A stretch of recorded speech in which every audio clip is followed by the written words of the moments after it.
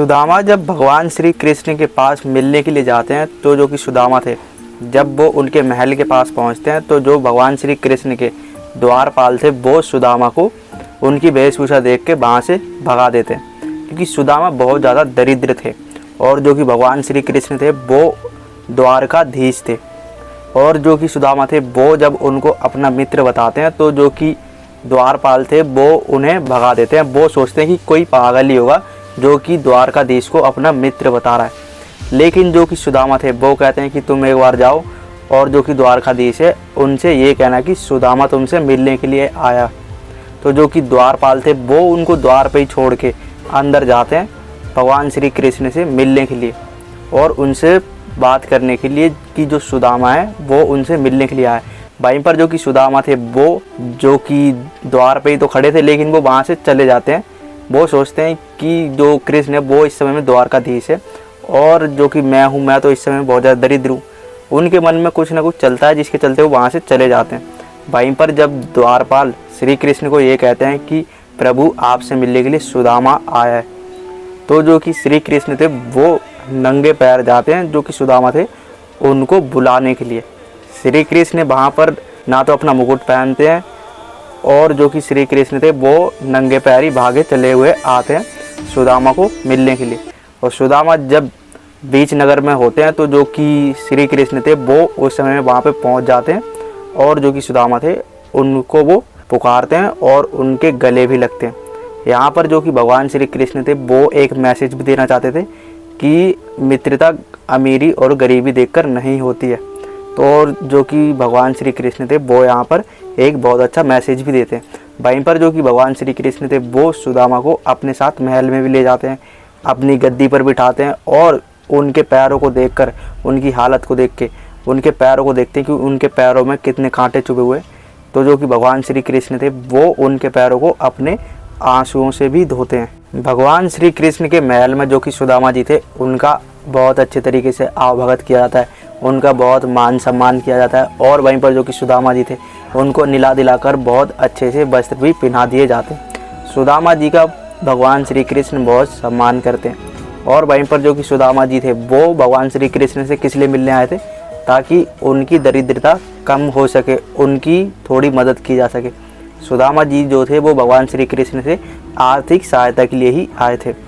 और वहीं पर जो कि सुदामा जी थे वो अपने साथ में भगवान श्री कृष्ण के लिए 3 मुट्ठी चावल भी लेके आए थे, जो कि उनकी पत्नी अपने पड़ोसी से मांग के लाई थी, ताकि जो सुदामा है जब वो भगवान श्री कृष्ण के यहाँ पे मिलने जाए तो वो खाली हाथ ना आए। इसके चलते जो कि सुदामा जी थे वो अपनी पत्नी के द्वारा लाए गए चावल जो कि 3 मुट्ठी चावल थे वो भी एक पोटली में बांधकर अपने साथ में लेके आते हैं। और जब सुदामा जी एकांतवास कर रहे थे, जब वो अकेले बैठे हुए थे, तो वहाँ पर जो कि भगवान श्री कृष्ण थे वो अपनी पत्नियों के साथ में आ जाते हैं। और जो कि भगवान श्री कृष्ण थे जैसे ही जब सुदामा उनको देखता तो जो कि वो 3 मुट्ठी चावल थे वो शर्म के मारे छुपाने लग जाते हैं, क्योंकि देखो भगवान श्री कृष्ण उस समय द्वारकाधीश, इतने बड़े राजा, और वहीं पर जो सुदामा है वो एक दरिद्र व्यक्ति, एक दरिद्र ब्राह्मण, वो भगवान के लिए क्या ही भेंट ला सकता है। और जो भेंट लाया वो भी मांगी हुई थी, उसकी पत्नी किसी से मांग के लाई थी। यही चीज़ जो कि सुदामा थे उनको अजीब सी लग रही थी। और जो कि वो 3 मुट्ठी चावल थे वो देने में भी शर्म आ रही थी। देखो यार, गरीब व्यक्ति क्या ही कर सकता है, उसको बहुत ज़्यादा शर्म आती है। लेकिन जो कि भगवान श्री कृष्ण थे वो जो कि सुदामा थे वो चावल छुपाते हुए देख लेते हैं। और जो कि भगवान श्री कृष्ण थे वो कहते हैं कि क्या लाए हो तुम मेरे लिए, भाभी ने मेरे लिए क्या भेंट दी है। भगवान श्री कृष्ण जब सुदामा के हाथों में उन 3 मुट्ठी चावलों को देखते हैं तो उनसे रहा नहीं जाता और जो वो चावल थे वो खुद ले लेते हैं। और सुदामा जी से वो कहते हैं कि इन 3 मुट्ठी चावलों के लिए तो मैं तीनों लोक वार दूँ, और तुम मुझसे ये चीज़ छुपा रहे हो, ये तो मुझे अमृत के समान लग रही है। भगवान श्री कृष्ण जो थे वो सुदामा जी का बहुत सम्मान करते हैं यहाँ भी। और भगवान श्री कृष्ण जो थे वो सुदामा के 3 मुट्ठी चावल लेते हैं। और भगवान श्री कृष्ण जो थे जब वो 3 मुट्ठी चावल ले लेते हैं तो वो कहते हैं कि ये तो अमृत के समान है, और ये तंदूल तुम मुझसे छुपा रहे हो, इन 3 मुट्ठी चावलों के लिए ना मैं तीनों लोक वार दूँ। जैसे ही जब भगवान श्री कृष्ण तीनों लोक की बात करते हैं तो जो कि देवता थे, ब्रह्मदेव थे, महादेव थे, वो हिल जाते हैं कि ये भगवान श्री कृष्ण क्या कह रहे हैं, त्रिलोकीनाथ क्या कह रहे हैं। ये वो सदमे में आ जाते हैं जितने भी देवता थे कि अगर सुदामा को सब चीज़ दे देंगे तो हम क्या करेंगे फिर। और वहीं पर जो कि भगवान श्री कृष्ण थे, वो जो कि सुदामा थे, उनके 3 मुट्ठी चावल एक एक करके खाने लग जाते हैं। पहली मुट्ठी में कहा जाता है कि जो भगवान श्री कृष्ण थे वो सुदामा को स्वर्ग लोक दे देते हैं। और वहीं पर जो कि दूसरी मुट्ठी थी, जब उसको भगवान श्री कृष्ण खाते हैं तो उस दूसरी मुट्ठी के बदले कहा जाता है कि जो भगवान श्री कृष्ण थे वो पृथ्वी लोक का पूरा वैभव सुदामा जी के नाम कर देते हैं। पूरी पृथ्वी ही मान लो सुदामा जी के नाम हो जाती है। और वहीं पर जब आती है बारी तीसरी मुट्ठी चावल की, तो कहा जाता है कि जो रुक्मणी माता थी वो भगवान श्री कृष्ण को रोक लेती है, क्योंकि कहा जाता है कि जो भगवान श्री कृष्ण थे वो तीसरी मुट्ठी चावल में वैकुंठ धाम देने वाले थे। तो जो कि लक्ष्मी माता, जो कि रुक्मणी माता थी, वो यहाँ पे परेशान हो जाती कि अगर प्रभु 3 मुट्ठी चावल के बदले इतना कुछ दे रहे हैं, पहले तो उन्होंने जो कि स्वर्ग लोक दे दिया, वहीं पर पृथ्वी दे दी, अब अगर तीसरी मुट्ठी चावल में वो वैकुंठ धाम दे देंगे तो हम कहाँ रहेंगे।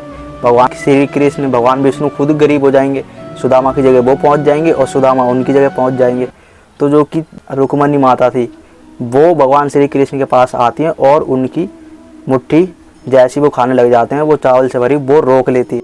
तो जो कि भगवान श्री कृष्ण थे वो जब अपने असली रूप में आते हैं, और जो कि रुक्मणी माता थी जब वो अपनी असली रूप में आते हैं, तो वो मन ही मन में वार्तालाप करते हैं। और जो कि रुक्मणी माता थी वो कहती है कि प्रभु आप क्या करने वाले हो, ये क्या करना चाहते हो। पहली मुट्ठी में आपने स्वर्ग दे दिया, दूसरी मुट्ठी में पृथ्वी लोक का वैभव दे दिया, और तीसरी मुट्ठी में अगर वैकुंठ धाम दे दोगे तो हम कहाँ जाएंगे, और आप सुदामा की जगह और सुदामा आपकी जगह पहुँच जाएंगे। तो जो कि भगवान श्री कृष्ण थे वो कहते हैं उस समय में, जो कि उन्होंने अपना रूप धारण करा था विष्णु रूप, उस समय में वो कहते हैं कि देखो सुदामा के पास जब चावल का आधा दाना था वो उसकी पूरी पूंजी थी और उसने हमें वो भी अर्पित कर दिया था। तो अब हमारा भी फ़र्ज बनता है कि जो हमारी पूरी पूंजी है वो हम सुदामा को अर्पित कर दें। तो जो कि रुक्मणी माता, जो कि लक्ष्मी माता के रूप में थी उस समय, वो बोलते हैं कि ये आपका कैसा न्याय है। तो जो कि भगवान विष्णु थे वो कहते हैं देखो मेरा तो सिंपल सा न्याय है, जो सुदामा ने हमें अपनी पूरी पूंजी अर्पित कर दी थी, अब उसके बदले हम अपनी पूरी पूंजी अर्पित कर देंगे। तो जो कि रुक्मणी, जो कि लक्ष्मी माता थी, वो कहा जाता है कि भगवान विष्णु सुदामा जी को वैकुंठ धाम न दे, उसके लिए वो उनसे वो आखिरी मुट्ठी चावल छीन लेती है, और जो कि जामवंती जी और वहीं पर जो सत्यभामा और स्वयं रुक्मणी माता तीनों मिलके वो चावल खा लेती हैं। तो इस तरीके से जो कि भगवान श्री कृष्ण थे उनको जो कि रुक्मणी माता थी वो बचा लेती है। नहीं तो कहा जाता है कि जो भगवान श्री कृष्ण थे वो सुदामा की जगह दरिद्र हो जाते, और वहीं पर जो कि सुदामा थे वो भगवान विष्णु की तरह वैकुंठ धाम में आ जाते। तो इस तरीके से जो कि रुक्मणी माता थी उन्होंने भगवान श्री कृष्ण को दरिद्र होने से यहाँ पे बचा लिया था। और यहाँ पर आप देख रहे हो भगवान श्री कृष्ण का न्याय कितना अच्छा है। उन्होंने क्या बोला था कि सुदामा जी ने जब आधा चावल का दाना, जो कि उस समय में उसकी पूरी पूंजी थी, वो हमें दे दिया, तो अब हमारा भी फ़र्ज बनता है कि हम उस दाने के बदले में उनको पूरी पूंजी दे दें। भगवान श्री कृष्ण का न्याय सबसे बढ़िया। और वहीं पर जो कि सुदामा जी थे वो उनके मित्र तो थे ही थे, साथ में वो भगवान विष्णु के बहुत बड़े भक्त भी थे, भगवान श्री कृष्ण के बहुत बड़े भक्त भी थे वो। तो ये थी सुदामा और भगवान श्री कृष्ण की चावल की कहानी।